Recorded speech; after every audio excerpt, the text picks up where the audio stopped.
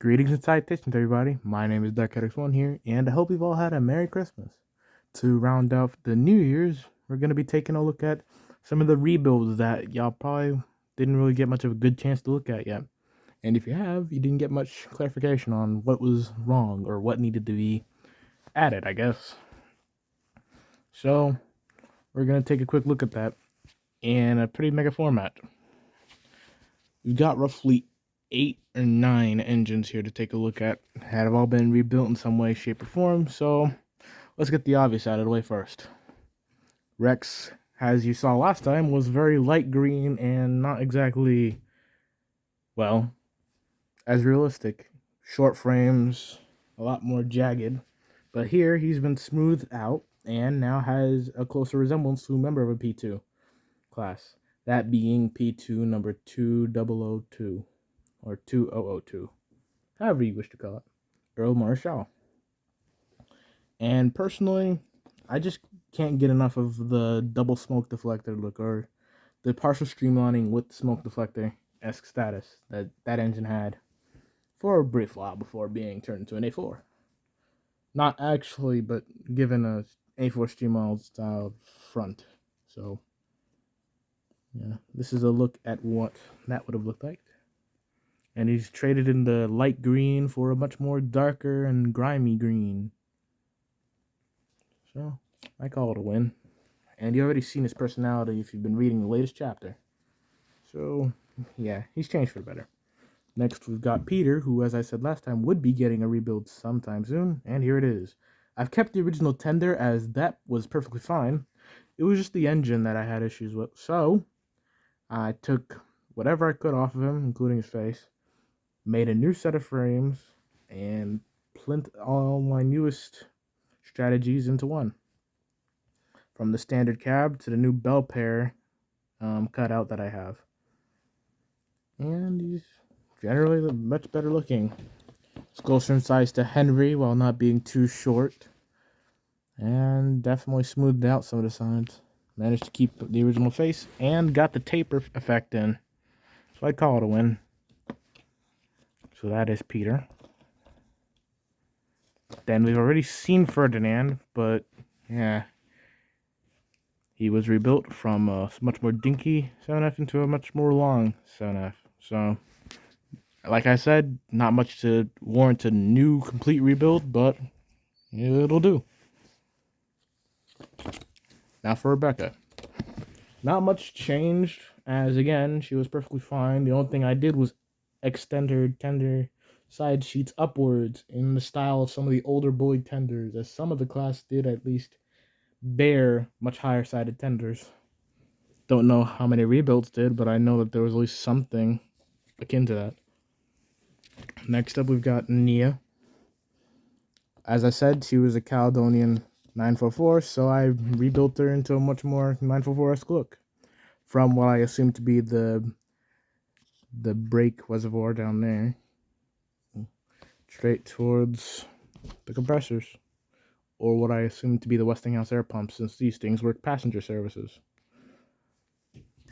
But yeah, you can definitely see some of the standard cab parts, especially if you look back at some of the certain models like Proteus, etc.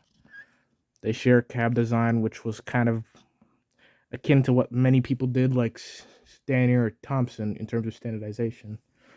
So, unintentional realism from the man himself, I guess. Hooray. But generally, I do appreciate this look much better than the older one she had, as the older one was a lot more jagged and the smoke box was dented looking. But now it's all straightened out and cleaned up. Plus, the red lining actually goes better, and with it being surrounded by black, it's kind of becoming my new main for how I do lining. Next up, we've got Emily. I rebuilt her because, again, there was a bit of an issue in how, well, jagged the old Emily looked. So I rebuilt her with using straight frames instead of trying to build the shape of the main drivers around it. And it generally looked better, having it flat like that. While granted, it doesn't get the full effect, it definitely mimics it to a better point, and it definitely looks better. And I made her cab smaller as to fit between the tender a bit, as I believe on the real locomotives, the cabs were a bit tighter to their tenders compared to the tenders. And as I said, the black lining around the main lining is definitely taken over. She was rebuilt to resemble another member of her class of Sterling singles that was fitted with domes. Well, dome singular, not dome plural, but some members were fitted with domes. And I thought it'd be a nice take instead of the bog standard GNR number 1. That's the look everybody gives her. And again, original face.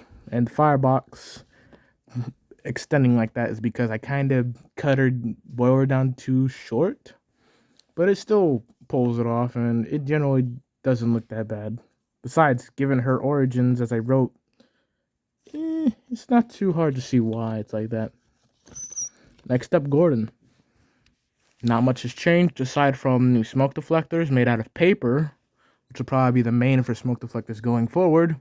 And I gave him a new tender because the old one, while nice, kind of protruded too much at the back end. That was mostly because I noticed a slight protrusion on the top of most realistic GNR 8-wheel tenders, and I thought, hey, I like that dip. Let's extend it and make it more visible. It didn't pay off that much, and I decided to rebuild them into a more normal shape with this tender, and it generally works a lot much better.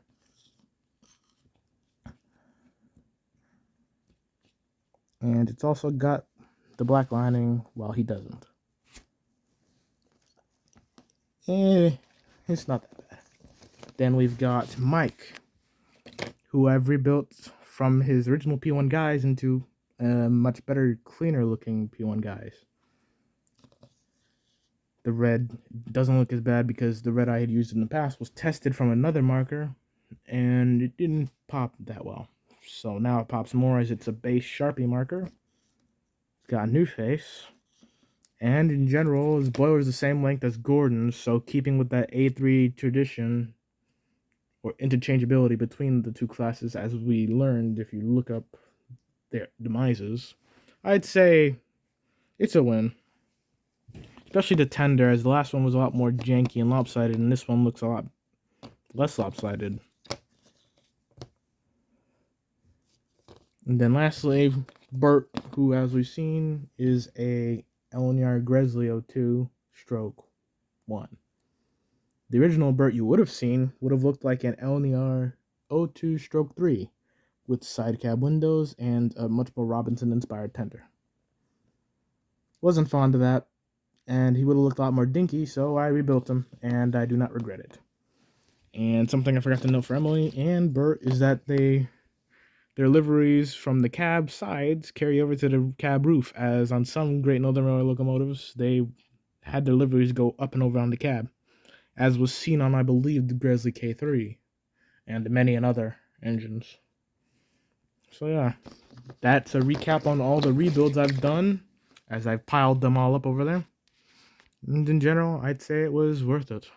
But with that being said, let's end off this video on a high note and say I'll be seeing you come the next year. This has been Dark 81, and I'll see you next time. Goodbye.